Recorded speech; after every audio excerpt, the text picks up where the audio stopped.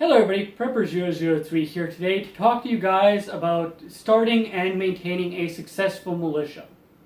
So right now I'm just going to kind of jump right into it with my experience that I've had over the 6 years that I've been in the militia and numerous different militias, and kind of give you guys my thoughts on the 5 core building blocks into being a militia and maintaining one. Now the first one is going to be delving right into it, and that is going to be leadership. You want somebody that can actually properly demonstrate leadership, and on top of that, properly execute the group in a way that they're building each member up and not just staying there for an ego boost. Now, what do I mean by that? So one of the ways is starting and maintaining and planning FTXs on a very regular scale. So at that point, you're not having everybody scramble together on the last minute trying to get to a FTX. And what I mean by FTX is a field training exercise, the events where you guys are going and actually doing your regular training. So then after that, and with that, is that he can actually stay there and maintain and teach each of these events, and then have the individual members that he's taught be able to teach that stuff right back to him and be able to teach these classes themselves. So that way he's not just building up a militia, but he's also creating another group of leaders. That way if something does happen and they can't coordinate with their other members of their group, they individually can create their own individual militia with those that are in their community. So the next thing is going to be establishing and maintaining group SOPs, or standard operating procedures. And what I mean by that is that he puts the rules in place, he puts what the group is wanting to do and the mission that they're trying to maintain, and then he can properly execute that and make sure that everybody is staying within that mission objective. So for example, the next thing is going to be setting a main mission for the group.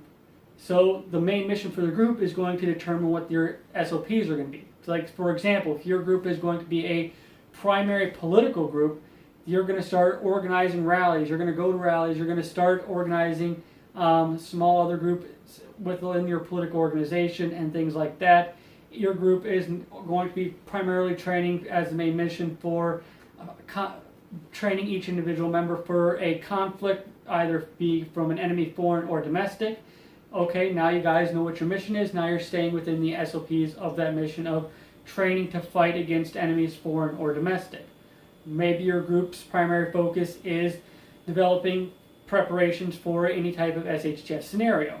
Okay, now you know what your group's standard operating procedures are. You know with your group's method of wanting to stick within being prepared, you guys aren't going to be organizing to go to different political events in uniform to pretty much turn your group into a political group. So that's kind of where you kind of want to stand with setting up your standard operating procedures. And with doing that, you're also now defining what type of equipment you're going to be needing, what type of training you're going to need, and everything along those lines. The next thing is going to be, like I mentioned before, is enforcing those rules and those regulations that you've set for your group. So what that means is that if somebody's not holding up to group standards, if somebody's not holding up to the group's SOPs or pretty much the group's regulations, then you have to decide on if you're going to move that person down in rank, if you guys are using a rank system, if you will, or at that point you have to decide on if you need to disband that person from the group, or dissolve him from being a member, recognized member, I should say, of your group. The next thing is going to be proper and regular training. As I mentioned before, with planning your FTXs, you want to make sure that they're planned regularly. You want to make sure that each member is getting a decent amount of training on a regular annual scale. So what I mean by that is that you want to be training primarily, optimally you want it to be anywhere from bi-monthly to on a monthly basis. That is the most realistic aspect that I've seen for most groups. Some of them are able to get together on a fairly weekly basis, maybe every weekend or so. But the best way that I've seen, if you want to get a decent amount of people to show up, you want it to be either bi-monthly or on a monthly basis.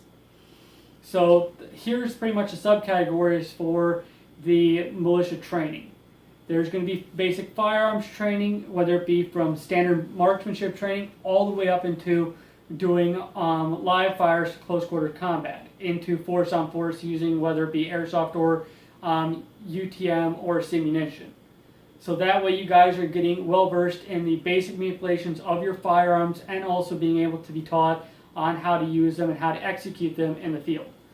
The next thing is going to be small unit tactics. And this is a very big one because you can know how to run your rifle as fast as the most competent competition shooter, yet if you don't know how to work in a group, that's going to be pretty much par for the course, and you're not going to be able to get much done if you guys are ending up shooting each other in the back because you don't know how to properly work in a unit and properly setting up proper formations, proper battle drills, and things like that. So, for example, you guys are performing a flank maneuver, and as you guys are flanking through the enemy, the guys that were supposed to be suppressing them are automatically shooting you guys because they're seeing stuff move. That's just one of the things where small unit tactics comes into play. The next thing is going to be medical training, whether it be from starting out at basic first aid all the way up into trauma care. Because you know that in a post-SHTF scenario, you guys aren't going to be able to call 9 lines over the radio and be able to bring in a helo to kind of medevac you guys out of there. So that's just one of the things you guys are going to have to think of, is that you guys are going to want to each individually know how to properly treat yourselves and those around you with the basic stuff that you have in your IFAC, how to properly set up an IFAC, and also how to set up a field hospital if you have that kind of capability. The next thing is going to be running communications or comms. How to properly set up comms, how to properly set up your radio, how to stay in communication without a radio, and how to properly run your guys' radios. So for example, when it comes to running them, how to properly communicate over them, not just sitting there saying, this is Alpha Squad, we are now here in designation Medford, Wisconsin, just for example, and we are now awaiting further instructions. You want to be a little bit more descriptive than that. You want to be pretty much, Alpha Squad is in rendezvous Bravo, awaiting further instructions, over. Something similar to that, just as an example. So then it comes down to, and the last thing is going to be bushcraft or bush and survival, because you never know what happens, or whenever an SHTF scenario might happen, to where you guys have to survive and fight with what you have on you, whether it be being in full kit like my buddy Bob here, or whether it just being what you guys are wearing or carrying on you for your street gear. The next thing is going to be kind of breaking down, after you get those 5 core examples of your training, is breaking down into maybe specialty training like convoy training, search and rescue, rock climbing or mountaineering, waterborne operations, and kind of things along those lines. Because pretty much the core things that I've experienced is that with each individual FTX, you want to at least focus on 2 of those core points. Like for example, with medical training, you can break that down into training with communications, or with firearms training, breaking it down into bushcraft in the other half of the day or the next day. Or whenever you guys are running small unit tactics, also incorporating firearms training into it. That way you guys are getting a good amount of training into the small amount of time you have. The next thing is going to be unit cohesion. And what I mean by unit cohesion, this kind of gets down into your physical look. Now, there's a couple of different ways. I know that some people would prefer to go into wearing street clothes rather than wearing a uniform. But whenever you guys are wearing street clothes, try to wear something that might be matching. That way you guys have the actual standing look and a standing pretty much, what's the good word for it? Unit, if you will. That way, for example, like for Forge, we have SOP1 and SOP2. SOP1 is us wearing black cargo pants and a green overshirt. And we primarily use those whenever we are going and teaching at a range, teaching in a whole bunch of groups, where there might not be an actual Forge event, but it's us going there to instruct another group. So we'll wear our black pants and green shirt as our instructor uniform. Then there is the SOP2, which is pretty much our field uniform. Like you see here, it is the Flectarn uniform. We also have a sub-uniform, which our basic members can wear, which is multicam if they do not have a Flectarn uniform on hand. But their goal is to, if they want to become a patch member, is to get a Flectarn uniform. So the next thing is going to be, I know this is going to be a kind of a bit difficult thing for you guys to comprehend, but is standardized PT, or physical fitness training. And I know that a lot of people in militias kind of get knocked on not being physically fit enough or not properly trained, but it actually comes into letting each individual member know what their fellow member is capable of doing, and knowing what, and letting the leaders of the group know what their group is not capable of doing. Like, for example, he knows, okay, John ran his 2 miles in 17 minutes. So he didn't get it in under that 16-minute time frame, so we know that he can't run it in that time frame. So he knows how long it can take him to schedule guys and how long it will take them to properly move through wide open environment, or how long it's going to take them and restrict them in heavily wooded environment, just in basic movement. Then it comes down to knowing how many push-ups a guy can do, how many sit-ups a guy can do, how many pull-ups a guy can do, and how many crunches he can do. Things along those lines to let the leadership know, okay, here's where my group is at right now, here's where I want to get them to. And it also comes down into knowing how efficient these guys are doing in being able to ruck.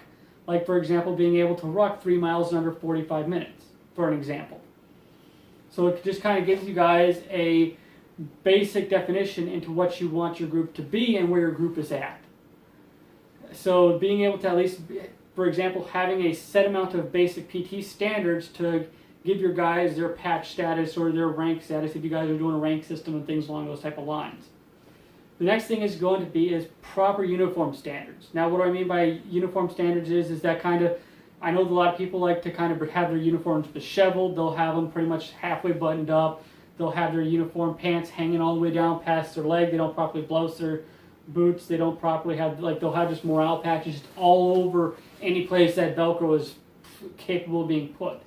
For example, Forge pretty much runs in our group the American flag on the right-hand side, our state flag on the left-hand upper side, and then our unit patch on the left-hand side. And then what we would have down here is either our blood type, a identification patch, if you will, kind of like our name, our blood type, our known drug allergies, something kind of like that right here if we want to run that. So just as an example. Then the last thing is going to be is standardizing your guys' weapon and weapon training. So whether it be you guys are all focused on running the AR-15, it doesn't have to be anything too tactical like you see this right here, very simple, very sleek, very KISS. Or you guys can kind of run it however you want, but kind of have something standardized where each person knows if he has to, he can pick up the guy's weapon right next to him and run that weapon. The next thing is going to be structure. And what I mean by structure there is kind of paramilitary with a rank and file system, which for smaller groups doesn't really blend well, and it kind of adds to that ego boosting status that I've mentioned before. The next thing is going to be a democratic thing where every member of the group gets a vote, which kind of adds into more group strife issues whenever, especially you have it's split 50-50. You can kind of have a run into a lot of issues there. The next thing is going to be is a council, if you will, where you have pretty much kind of like, that's kind of how Forge does it, where the patched members kind of vote democratically on issues like, for example, okay, here's what our group weapon is going to be. We're going to standardize the AR-15 pattern weapon with the 5.56 caliber. Okay, so now that we've established that, we're going to put out our vote. Okay, we voted. Now everybody has the idea that we're going to move towards standardizing for the AR-15. Okay, certain everybody can't afford an AR-15 or they don't want to move over to an AR-15. Well, at least everybody needs to be able to maintain and run them. So that's just an example. Then there is the last thing, which is an A-team model, where each individual person has a role, like the firearms expert, the comms expert, the medical expert, the field expert, things along those type of lines, and have each person sub-trained in a different category, which works very well in a very small, isolated group, but it doesn't really blend well whenever you start having a lot of people coming in and joining on, which kind of ends being more towards that council effort. Kind of the best thing that I've seen for Forge working and through all the other militias that I've dealt with is kind of the council working along a democratic platform. The last thing is going to be is public relations, and this is going to be a very big one because once you have those other 4 steps established, now you want to be able to have that public outreach and have good ties with your community. That way you can bring in more recruits, have better press, and have better public opinion of you. Because if an SHF happens, you want to be able to have the public stand behind you. So that can be from helping out regularly with charities and public events. And that it can be outside of uniform or with uniform. Being a good, upstanding person out of uniform. So say, for example, you see an old lady trying to get stuff into her vehicle, helping out. or maybe it could be helping out with a local charity run, or pretty much recycling goods, cleaning up this stuff at the range, that whenever you go to a range, making sure the range is better than when you got there, picking up trash on the side of the road, things like that that can help increase your public opinion of you. And on top of all of that is pretty much trying to get smaller and smaller and grow that group out into being a more, you want to kind of break down that opinion of the negative militia aspect and make that as small as possible with those around you. So just remember, I want to hear your guys' opinion on this, and remember, those that prepare for today survive tomorrow. I'm really looking forward to hearing what you guys have to say on the AFX.